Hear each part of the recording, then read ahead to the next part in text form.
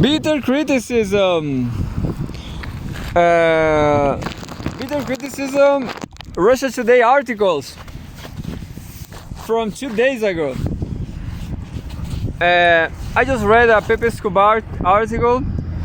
Didn't like much, but because I don't know, it's too. I just had I just. It was not a criticism. It was a what?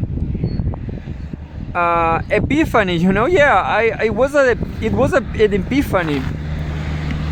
I guess people are saying that there will be nuclear war, World War III in 3 months, in September. That's what people said. So we have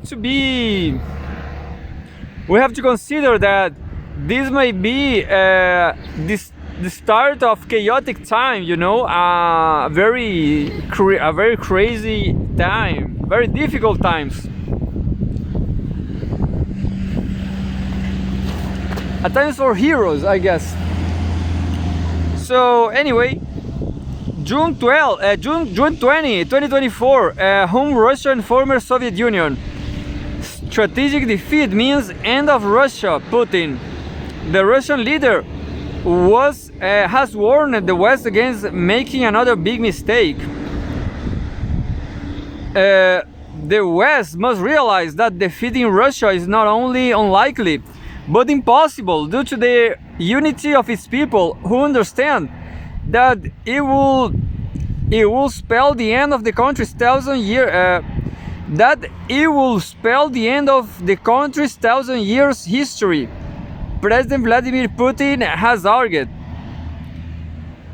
Speaking at a press conference in Hanoi following his meetings with the leadership of Vietnam on Thursday, Putin addressed the issue of the Western powers raising the temperature of the Ukraine conflict through gradual escalation. Apparently, they expected us to get scared at some point, but at the same time, they also say that they want to achieve a strategic defeat of Russia on the battlefield. What does this mean for Russia? For Russia, this means the end of its statehood. This means the end of the 1,000-year history of the Russian state. Sorry, look the noise.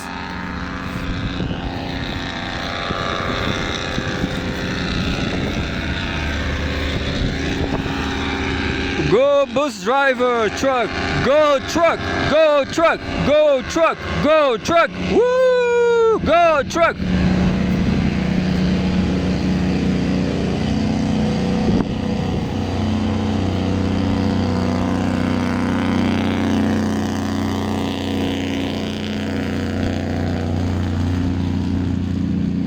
That was a terrorist attack, There was a bomb, a motor bomb.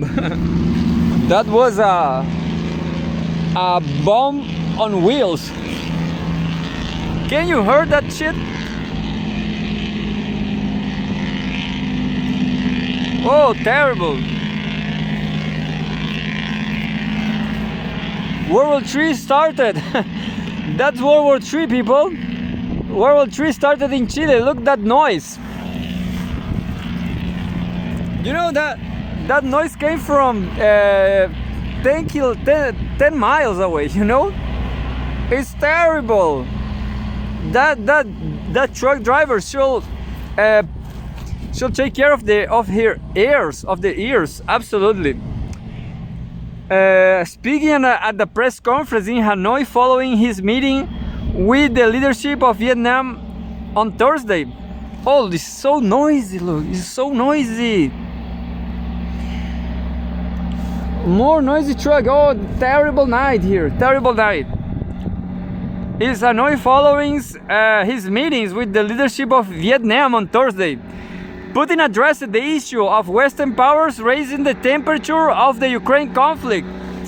This is not that noise, but Putin addressed the issue of Western powers, raising the temperature on the Ukraine conflict to gradual escalation.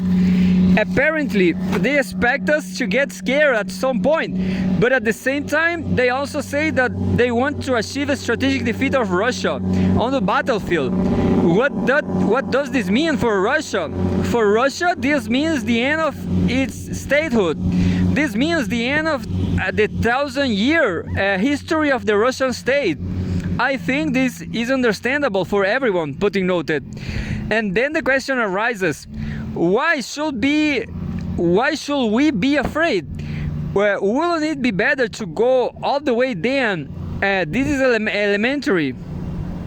It's an elementary logic. Will it be better to go all the way down? Yeah. So go attack, you know? Yeah, definitely. Yeah. I support Putin. Yeah, you know, imagine, you know, you're having a lot of threats. Putin is having a lot of threats. There's a confrontation between Russia and the US, the NATO, let's say, and well, if NATO achieved the destruction of Russia, why not destroy NATO? You know, why not destroy NATO? Why not destroy NATO? That's a better. No, this is a better headline, a better title for this video. Wouldn't it be better to go all the way then? This is elementary logic. Even though Putin remarkably admitted that any conflict involving the use of nuclear weapons will have dire consequences for humanity, he has maintained that Moscow will be forced to defend itself using all available means if the country's very existence was at stake. And we have a NATO flag. Back in 2018, he famously said that as a citizen of Russia and the head of the Russian states, I must ask myself, why would we want a world without Russia? The US and its allies have funneled weapons, ammunition and equipment for Ukraine over the past 2 years, while insisting they are not a party to the conflict but want to inflict a strategic defeat on Moscow. In recent months, Washington, London and other NATO members announced they were lifting restrictions on Kiev's use of their weapons against Russia, citing the need to send the West a message.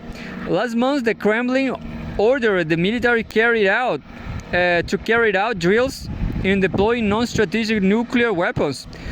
Asked on Thursday whether Russia could change its nuclear doctrine to include a clause to the possibility of launching a preemptive nuclear strike, Putin emphasized that there was not need for that. And we do not need a preventive strike yet, because the enemy is guaranteed to be destroyed in a retaliatory strike, he said. Well, I'm gonna think about what I just read. You know, I'm kind of slow, and well, it's kind of raining. I don't know what to do, because it's kind of raining. I just gonna do just that episode, and Tommy is cold, so we're home. We're going home, Tommy. We're home. We're going home, baby. Give me a kiss, boy, Tommy boy.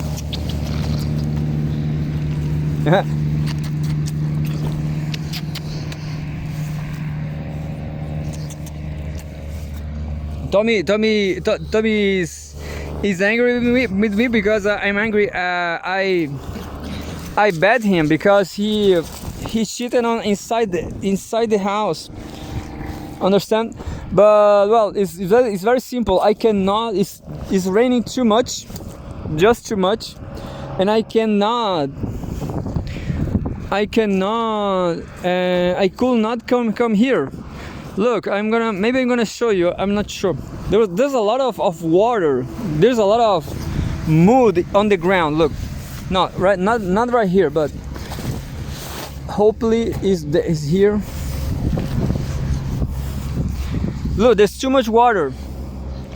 So this normally is dry, absolutely dry, and well, it's not so pleasant to be in the mud. So that's why it's not so easy. And well, definitely I cannot record with, maybe with an umbrella. Yeah, I will try an umbrella for the camera and me. What about that? Yeah, next time I will bring an umbrella. But umbrella in Chile is just once in 10 years. You have no notion about Chilean weather. Right here, there never rains.